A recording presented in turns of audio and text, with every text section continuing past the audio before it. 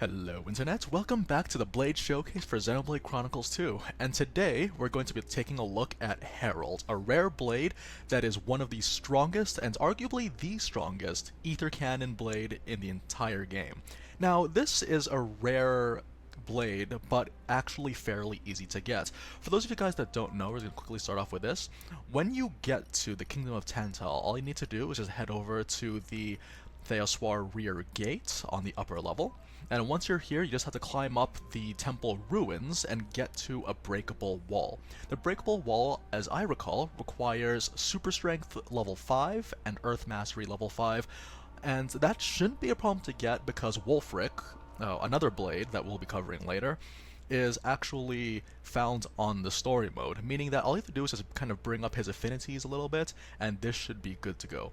Once you're in here, you'll find an altar, and you'll be able to offer up things that look like blood to the altar in order to get the core. Now, the best way to find it, usually if you had just been collecting things as you've been progressing through the game, you should be able to at least get 40 counts. You have to have a grand total of 100 items given up.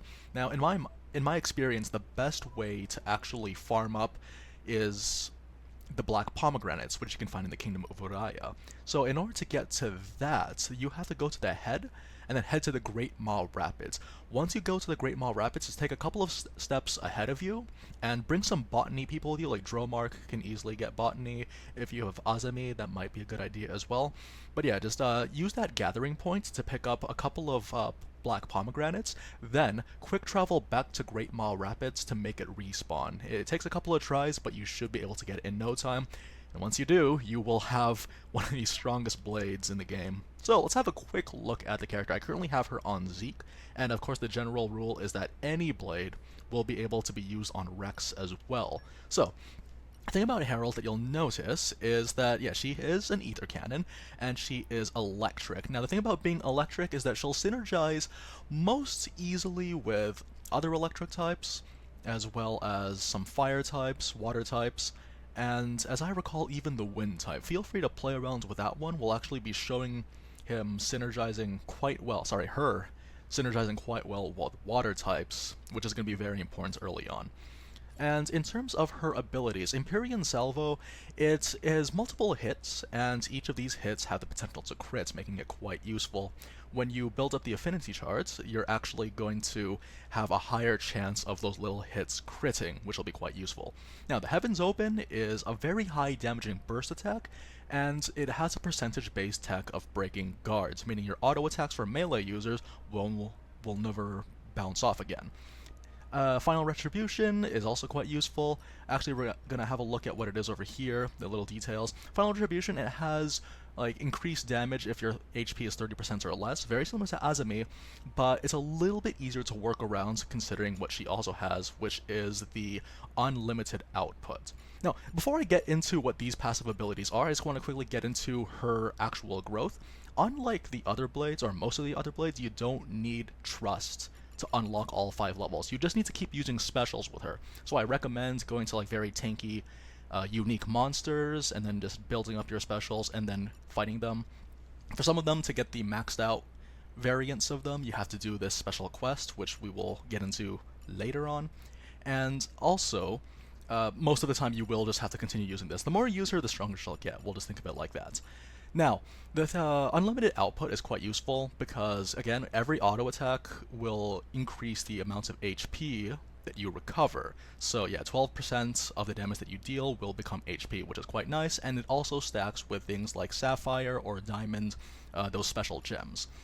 There's also Taboo. Like the thing about the ether cannons is that it's very important to make sure that you have a more clear understanding of how aggro works. It mainly just does come with practice. It helps to experiment with what works for you. Thankfully, again, because of unlimited output, it is a little bit easier to sort of make mistakes and then learn from them, since you can heal yourself, unlike with Shiba, where if you lose some HP, even a little bit of HP, then you'll actually suffer a bit of a hit with your damage output. So yeah, Taboo, it works, and you can just get it pretty much straight away as long as you can kill enough enemies for it.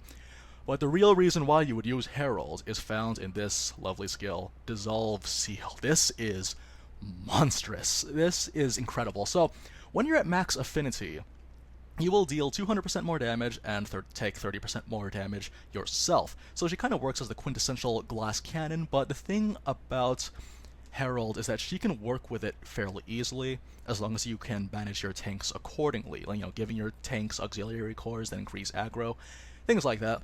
And that's kind of the thing about her, is that it's actually quite easy to get max affinity again, just because you can already max out her affinity charts just by, without even needing to farm trusts or spam pouch items or anything like that. It's quite good. So yeah, reach max affinity, and then that's going to give you absurd amounts of damage. If you play your game properly, you're actually going to burst down enemies, which we will be showing later in the demonstration for this video. So that's pretty much what you want to play around with. Try to max out affinity as much as you can. Obviously, if you find that you need your teammates to, have this broken away, have the guard annulling attacks broken away, then just, go ahead and use that one. And Final Retribution, again, you might not be able to take advantage of the damage boost because, you kind of want to stay healthy most of the time. But when it does happen, you'll actually have some really interesting clutch deaths for your enemies. It's very useful. So, before I continue, also we're going to look at the auxiliary cores. I've given her special +1 since, I like to open up my battles with a level 1 special just straight away, just so that I can have it primed for my teammates, and then we're going to start building up my affinity. So just use the special one and then leave it alone for most encounters. Then auto attack stealth, which I like to have on all my ether cannon users since we'll be auto attacking most of the time and I don't want to draw enough aggro. And critical up 5. This is going to be a bit of a luck thing, but it's nice to have extra crit damage, especially considering the nature of the stage 1 combo. Now, going over to Zeke, the driver, now I already have the affinity pretty much spec'd so that I can chain arts together if I need to. My accessories are pretty simple. These are both items that you can get. This is the burst symbol you can find from unique monsters in Tantal, and this increases the power of chain attacks. And when you give Herald a stage 4 max out affinity, it stacks with this one, and you will do absurd amounts of damage by burning your party gauge. And the resurrection symbol you can find post chapter 8 at the world tree. And this is kind of just to give me safety in case anyone does fall in battle. I can just use this to bring them back up. And usually I do have a healer on my team, so they'll be able to go into full health during that chain attack. It's very useful. And also finally the pouch setup, usual, the victory smoothie, just because I want to increase the amount of party gauge that I get, as well as my driver arts recharging faster. So, let's go ahead and show why Herald is the sealed core crystal that was sealed away from this world, never to be talked about again. Alright, so here we are at Temperantia for the demonstration, and we're gonna go ahead and fight against the king of lizards himself, Deimos Soros. So, the thing about this particular encounter is that you'd never want to be behind this guy because he will one-shot you like nothing else, but at the same time, you don't want to be in front of him. You kind of want to be, front side most of the time. So we're going to go ahead and we're going to auto-attack once and then cancel all of them, of course, because we want to build up that meter as soon as possible. I try to space out my abilities to make sure that the tank can hold as much aggro as possible. Once that's all done, we can just go ahead and focus on waiting for my healer, who is Rex in this scenario, to go ahead and use the next stage.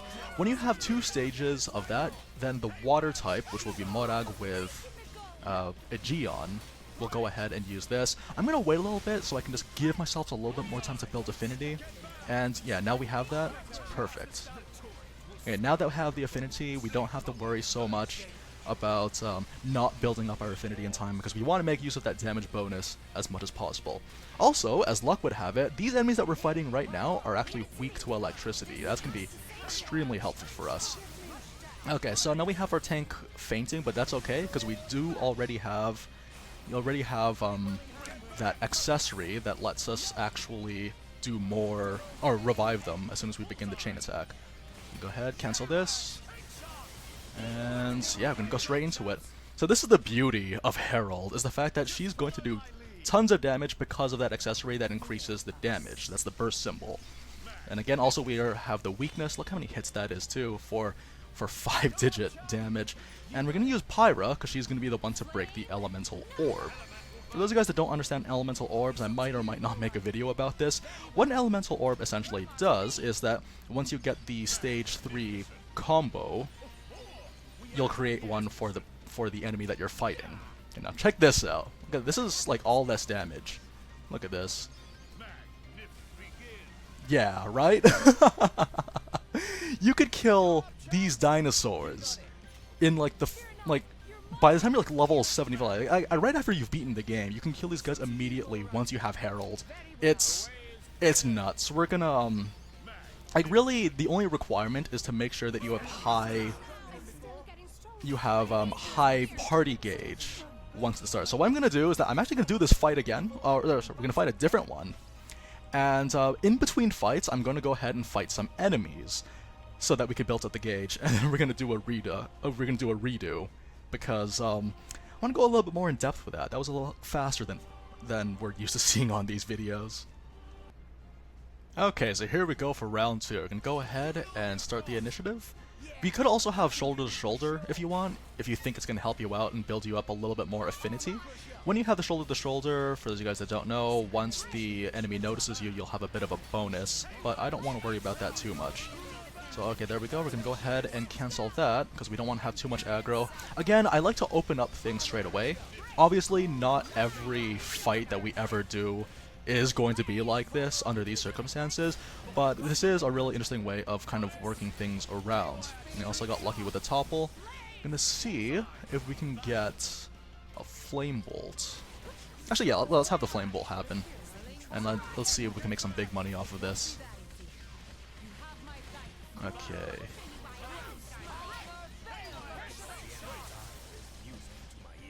Okay, so we have the Cyclone coming in. This is a really, really scary attack, but usually if you have evade tank, it shouldn't be that big of a deal since they can evade their way through it. Otherwise... Okay, so now we're gonna have everything actually filled out. We're probably not gonna go for the orb this time, because we seem to be doing pretty well for ourselves, which is nice. One of the things, too, is that the higher leveled you are, the much easier of a time you'll have. That's kind of how it is for most Japanese RPGs. But it is a little bit nice to see that you get the option, as long as you play your cards right, and if you have the proper cards available. Okay. So what we're going to do, we're going to go ahead and expend our affinity, because he's already, like, way past half health. So yeah, we should be able to go straight into the electrolysis. And once this finishes, we're going to go ahead and go straight into the combo. And I'll take back what I said about not going for the elemental orb, because that went a lot better than I expected. Yeah, again, one thing that I also want to just convey is the fact that whenever you see that an enemy is about to do a big damage attack, and you know it's a big damage attack, be sure to, reserve either your stage 3 combos or your level 4 blade combos. That way you'll actually be invincible for the entire duration.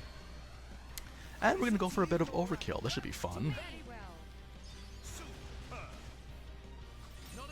Oh yeah, the thing about Herald though is that once you have that maxed out, you're gonna do tons of damage, and also the burst symbols certainly helps. That's kind of a way that I really appreciate about this game, is that there's various ways of actually taking on the different challenges in this game, depending on how you build yourself. I like to build Herald as sort of like a high damage burst, which is really, really fun, because when you fight against low-leveled enemies, you don't have to worry about the damage because of the healing passive. And when you have, higher-leveled enemies like this, then that's when you have to start going for the burst team attacks. So yeah, we're gonna go ahead and fight one more, because there is one more in this zone, and I'd hate to leave the dinosaur hanging like that. So we'll have one last one for this video.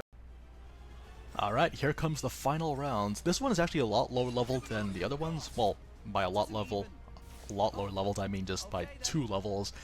Thing is, though, is that you really can't underestimate these guys. The main tip I would just want to warn everyone is don't ever attack these guys from behind. They will use Dino Tail, and that's going to be an AoE one-shot for anyone unfortunate enough to be in the way. There we go. Okay, so again, try to position yourself in front. That should be good. And we're gonna go ahead and go straight into this attack, because I would like to... I said, you know what? Because I think the AI for Rex is gonna try to go for topples. Oh no, never mind. Yeah, if it was going for topples, I might have had to resort to doing it myself. But we're okay. So now I'm gonna wait a little bit until my affinity is going fast. Alright. That's Dynacyclone. That's gonna do some serious damage, but thankfully you managed to make it out just alive. Here we go. Yeah, I made a mistake of not canceling that one. That's alright, we should be fine.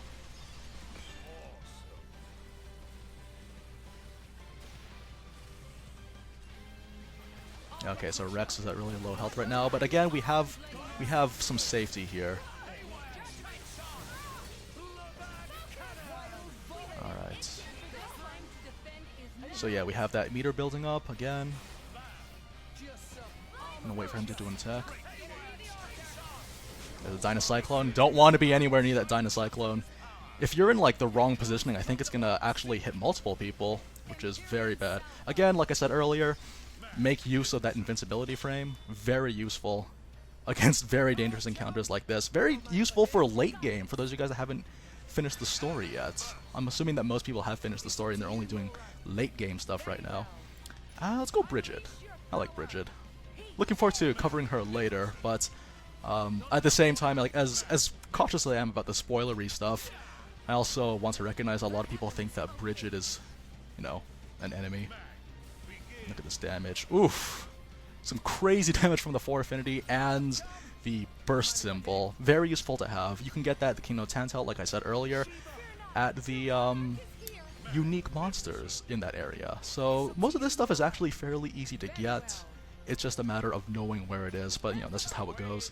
But yeah, I hope you guys enjoyed watching me take down 3 dinosaurs using a dragon lady.